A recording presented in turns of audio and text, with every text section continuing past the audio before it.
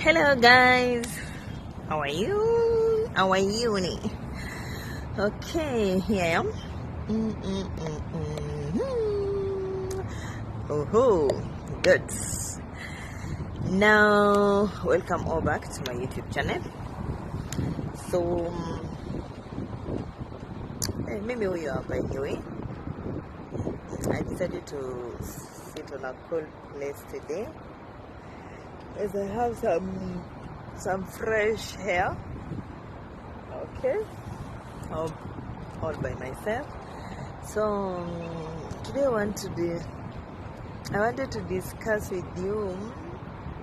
I want to talk about life here in Doha, especially in Qatar. Since when I came to Qatar, what are some of the good things that I've been able to experience here, and maybe some also, let me not call them really bad experience, but some challenges. In each and every place you must undergo some challenge, and that is challenges are part of life. Yeah. So I will start by talking about me coming over here. So far I have like 1 year. I'm now 1 year and 4 months here in Qatar. Since I came back in October 2018. Yeah, 1 year and 4 months, and here I am. So I'm almost winding my contract. I'm supposed to undergo a contract of two years. Yeah, so my contract will end in October.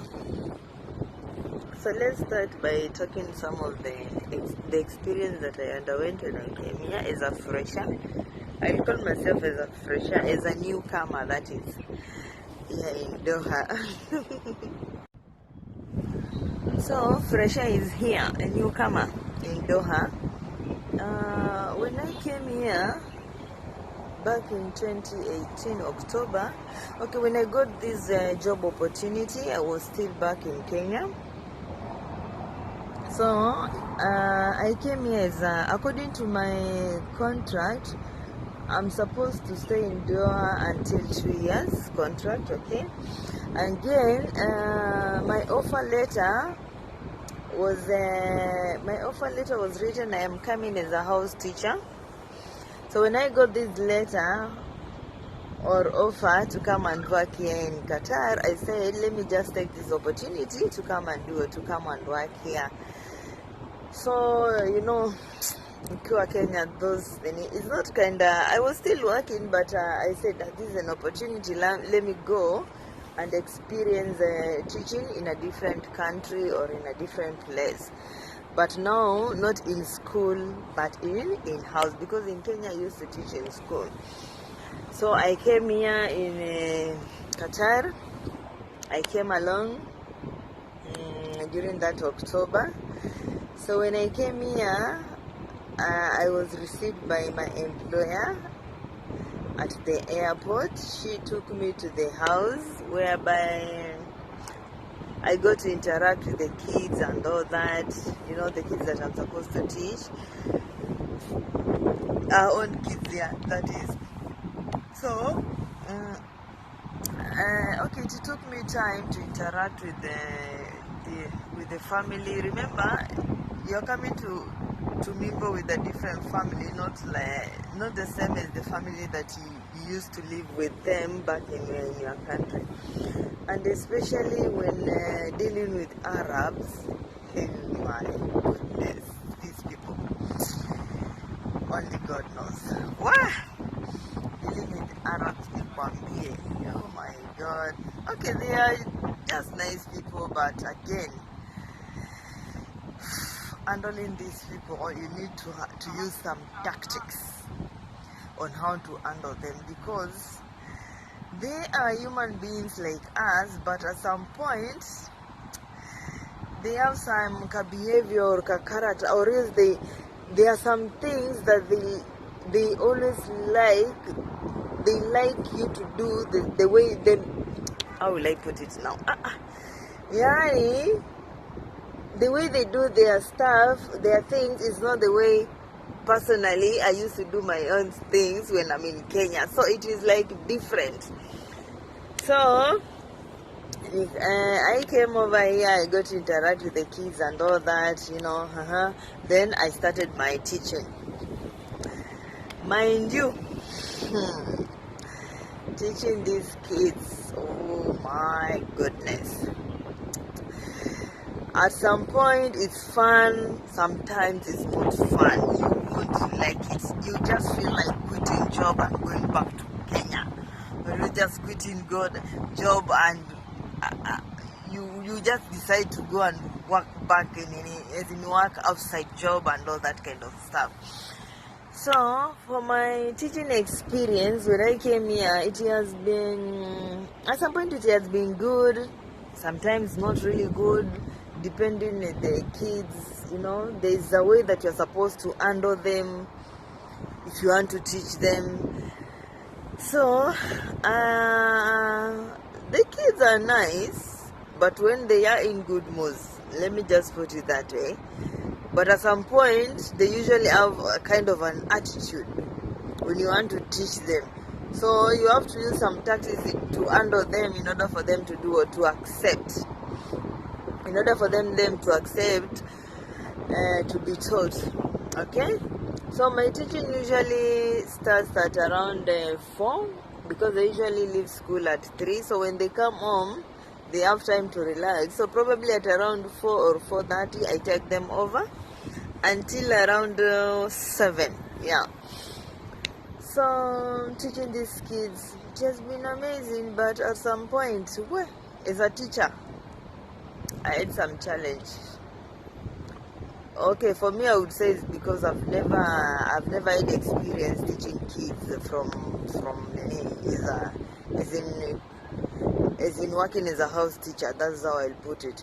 Because like my case, and for anyone else who would know, as a teacher, your work is just to go to school and teach.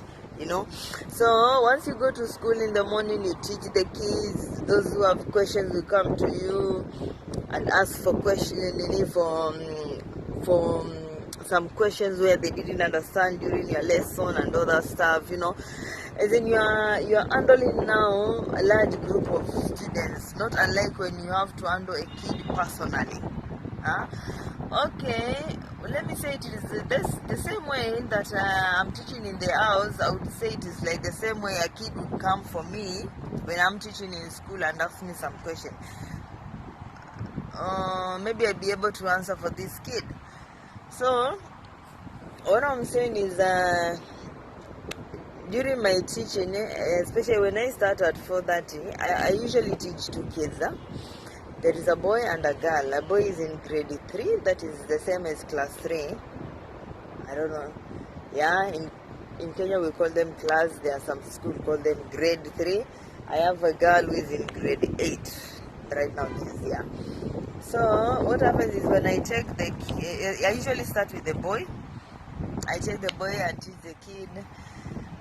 The kids are bright, they are okay, but they usually have that challenge, They are bright, but they have that mentality. Have you ever taught kids who have mentality that we are rich? So whether I study or I will not study, at the end of the day, it's like, how will I put it? It's like I will never suffer in life for the rest of my life. I think that is the mentality that these kids have. I'm saying this because there was a time I asked the girl that I teach. I am always through with the girl who is in grade 8, and she loves me so much. In fact, it's like she wants me to stay in their house like forever, but I can't because of the challenges that I'm going through, And again, for my sake, I'm not here like to stay in the house like forever. No, I'm just here to once I wind up with my contract, then I vacate, I leave. Maybe I look for better greener pasture, So as I was talking to the girl, at some point I would ask her some question. Why is it you people, you don't take education so serious? And why should I take education so serious? Why? In my country, I usually give my example. Like in my country, we value education so much because we know, okay, this is your life. At some point, you have to go to school to gain some knowledge, So long as your parents are capable of taking you to school, and leave alone parents, we have some also other organization that can help you. So long as you need knowledge, you want to go to school, you can be able to go and do it, and you can be able to go to school, and study. So, the girl told me, no, here in my country is not a must. Reason? My parents are rich, they have money. And again, when I finish, this is the girl's words, when I finish when I turn 18 years, by the time I turn 18 years, I will have a lot of money in my account. Where is this money coming from? Now I'm the one asking her. Our government gives us money. So long as you are a Qatari, you are from Qatar, yani, like you are born in Qatar by birth, there is amount of money allocated to your kids. Yeah.